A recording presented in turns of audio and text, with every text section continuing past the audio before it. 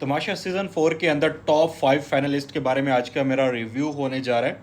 Top 5 के अंदर सैफ जो कि इस वक्त पहुंच चुके हैं, कल के एपिसोड आप लोग देख चुके थे, लेकिन फाइनल भी हो चुका है और जहां तक उड़ती हुई खबरें मिल रही हैं कि सैफ जीत चुका है। बट अब हम एनालिसिस करेंगे कि टॉप 5 के अंदर ये जो पहुंचे हैं क्या ये डिजर्व करते थे, नहीं करते थे। ये काफ़ी ज़्यादा कमेंट सेक्शन के अंदर एक मुद्दा बने हुए कि मुस्लिम डिजर्व नहीं करता, सारा नीलम डिजर्व नहीं करती या मलाइका डिजर्व नहीं करती। तो इसकी रीज़न क्या थी, वजूहात क्या थी, बादशाह सलामत ने क्या रोल प्ले किया, वो सारी की सारी जो मेरी परसेप्शन है, ये मेरा ओपिनियन हो सकता है, मैं आप लोगों के साथ शेयर करने जा रहा हूँ। टॉप 5 जो फाइनलिस्ट हैं उसमें सबसे सैफ है, वो वेल डिजर्विंग है, आप लोग खुद उस चीज़ को अंदाज़ा लगा सकते हैं।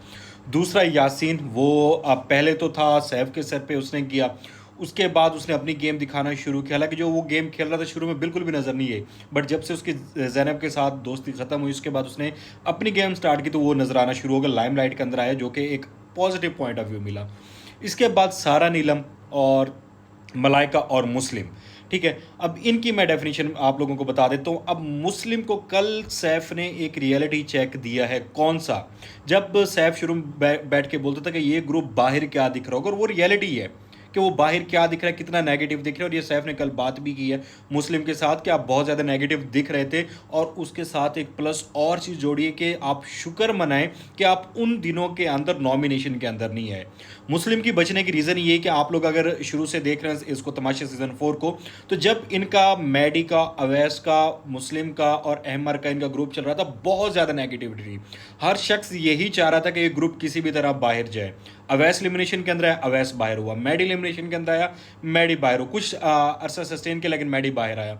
और अगर उन दिनों के अंदर मुस्लिम भी एलिमिनेशन के अंदर आ जाता, ये भी आज टॉप 5 के अंदर ना बैठा होता। ठीक हो गया। उसके साथ अब जो सीन बनता है यहाँ पे, आपके जो फेवरेट थे वो 5 थे, जो सैफ का ग्रुप था जिसमें सैफ था, यासीन था, कमल थी, रिदा थी। ये टॉप फाइनलिस्ट 5 को लोग देख के चले थे कि ये टॉप ही जो है, यही 5 जो फाइनलिस्ट बन सकते हैं।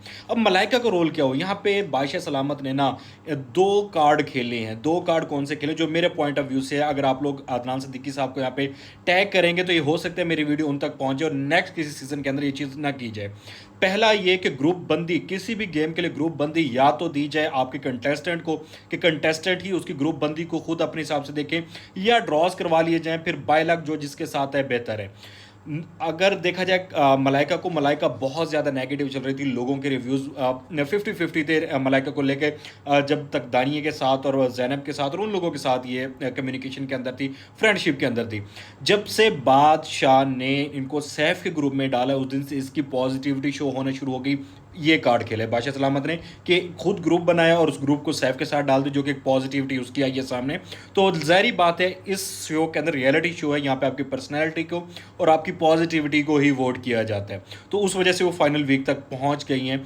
और दूसरा ये कि अगर उस वक्त कमल को वो अपने साथ जोड़ते, ऑब्वियसली कमल को जोड़ना था, सारा नीलम को नहीं जोड़ना था सैफ ने, अगर उनके ऊपर होता, या वो आ जाते उस टास्क के अंदर जिसमें ये नंबर बना रहे हैं और इनको लग्जरी फूड मिली है, उसमें अगर कमल आ जाती, नोक झोंक ज़्यादा होती, कमल ने ईजीली फाइनल तक पहुंच जाना था, मतलब टॉप 5 फाइनलिस्ट में पहुंच जाना था।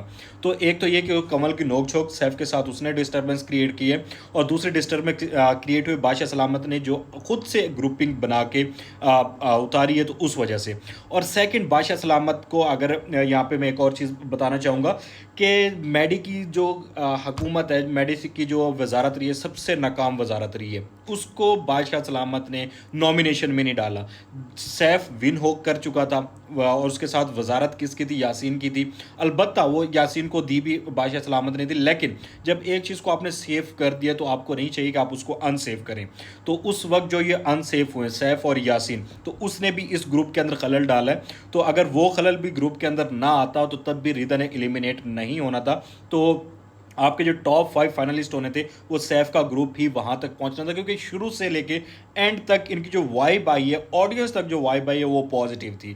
अब सारा नीलम की जहाँ तक बात की जाए तो सारा नीलम ने अपनी गेम खराब नहीं की, कहीं ना कहीं वो थोड़ी डगमगाई जरूर है, लेकिन उसकी इतनी नेगेटिविटी बाहर नहीं आई जिसकी वजह से लोग चाहते कि वो बाहर जाए। तो इस वजह से लोगों ने उसको वोट आउट किया ताकि वो टॉप फाइनल तक रहे।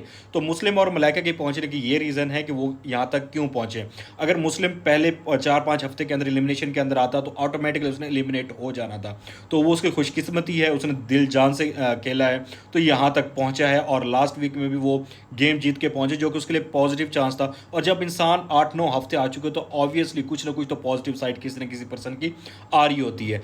तो रिदा को और कमल को मैं यही कहूँगा कि आप लोगों ने अपनी गेम खुद ख़राब की है। टॉप 5 फाइनलिस्ट के अंदर हम जो जितनी भी ऑडियंस है, मैं एज ए ऑडियंस कंसिडर कर रहा हूँ, तो हम जो टॉप 5 फाइनलिस्ट थे आप लोगों को देख रहे थे। आप जाके उन दिनों की वीडियोस देखें जो शुरू में थी, पहले 10 एपिसोड की, 15 एपिसोड की, वहाँ पे सिर्फ और सिर्फ इन 5 को ही टॉप 5 जो फाइनलिस्ट हैं वो कंसिडर किया जा रहा था। तो ये था मेरा पॉइंट ऑफ व्यू। आपका पॉइंट ऑफ व्यू क्या आप लोगों ने कमेंट बॉक्स में बताना है।